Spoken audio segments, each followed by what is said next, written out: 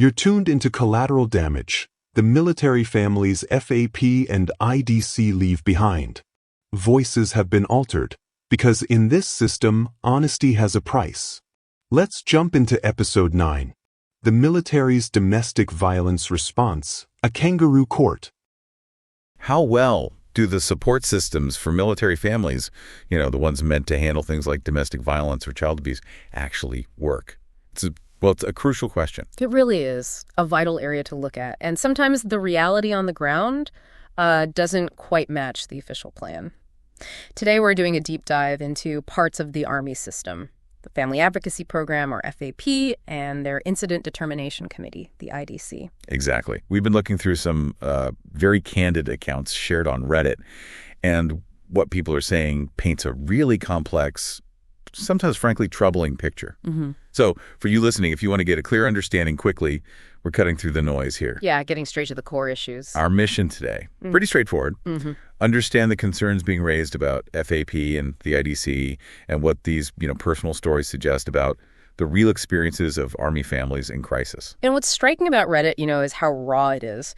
These aren't polished reports. They're real experiences, often shared out of frustration, maybe a hope for change. And you see these patterns emerge, which gives us a valuable, if sometimes uncomfortable, look at how these systems feel to the people they're supposed to help.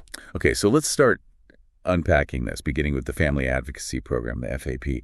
One thing that just kept coming up was this feeling of inconsistency. Yeah. Unreliability, even. Yeah. It wasn't always about, who was right or wrong, but more that dealing with FAP felt like, a gamble.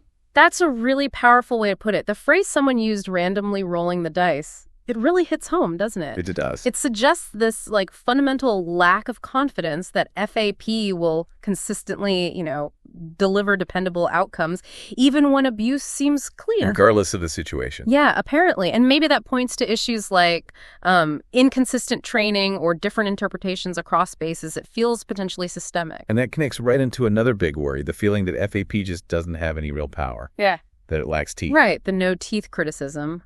Yeah. Even if something serious is concerned, the main outcome might just be sending someone to a class. Which, raises big questions. If the consequences feel minor, if they don't seem to address the root cause of the abuse, what actual change can you expect? Exactly. Is it just procedure? It suggests a system maybe more focused on checking boxes than on real accountability or keeping victims safe. I mean, FAP isn't strictly punitive like a court, but if even clear cases lead to just, say, a class, we have to ask how effective that really is. Absolutely. And some of the personal stories really highlight this. Yeah. You saw people talking about feeling pressured by FAP staff, even having things documented against them that weren't substantiated. Well, maybe their spouse did have substantiated charges in the same case. Wow. Plus this feeling of being judged, sometimes by staff who, users felt didn't really have parenting experience themselves. And those personal interactions are so critical, aren't they? It's not just about policy, it's how people are treated. If you feel judged or misunderstood by FAP staff, that's going to crush any trust you might have had.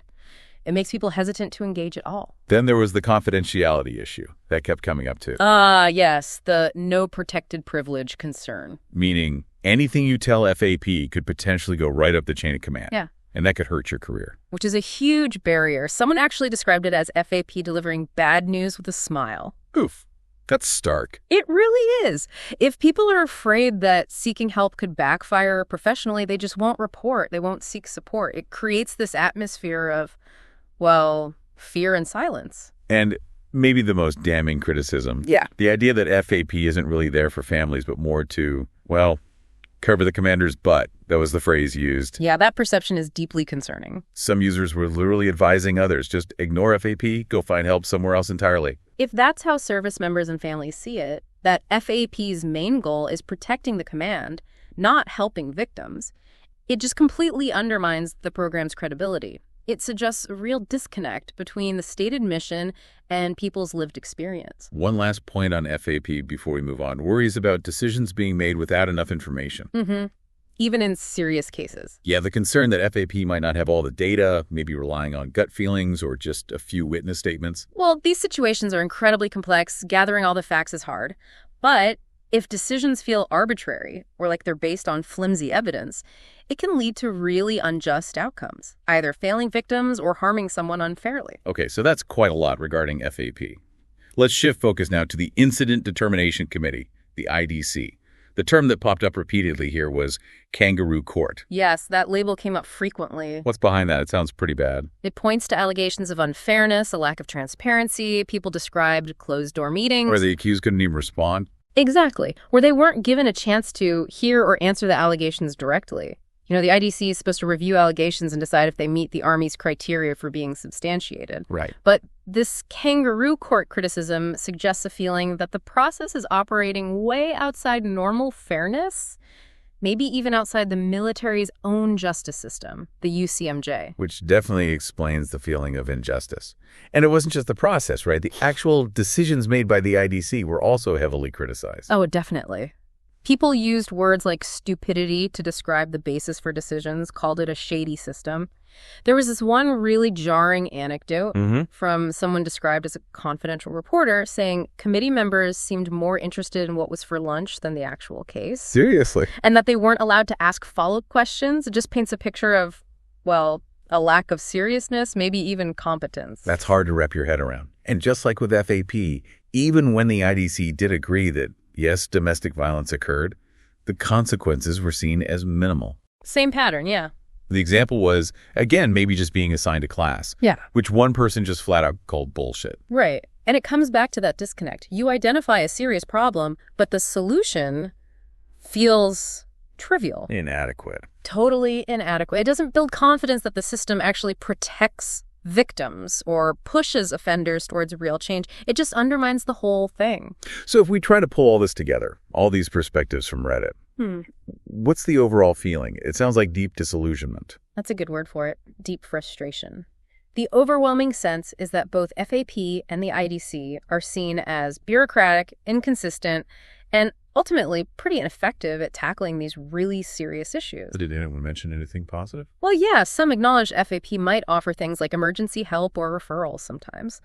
But those positives were often seen as, not enough or, again, inconsistently available. Sort of Band-Aids, maybe? And the core issue seems to be this perception that administrative needs, maybe protecting the institution, often comes before actually helping families in crisis. That really seems to be the crux of it, yeah. The feeling that the system is geared more towards managing appearances or ticking boxes than providing real support or ensuring justice.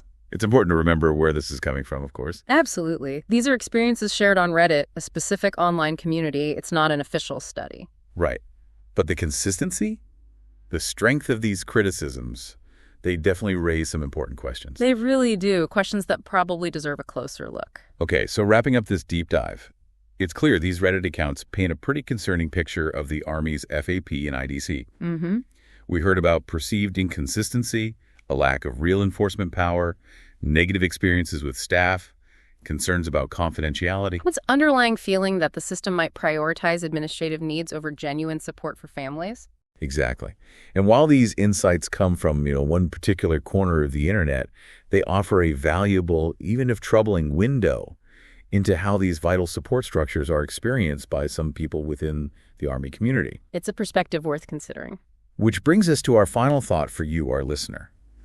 Thinking about everything we've discussed, these perceptions, what does that mean for trust? For well-being in the military community overall? And maybe more importantly, what questions should we be asking now? How can these systems be improved to truly serve and protect the people they're meant to help? Definitely something to mull over.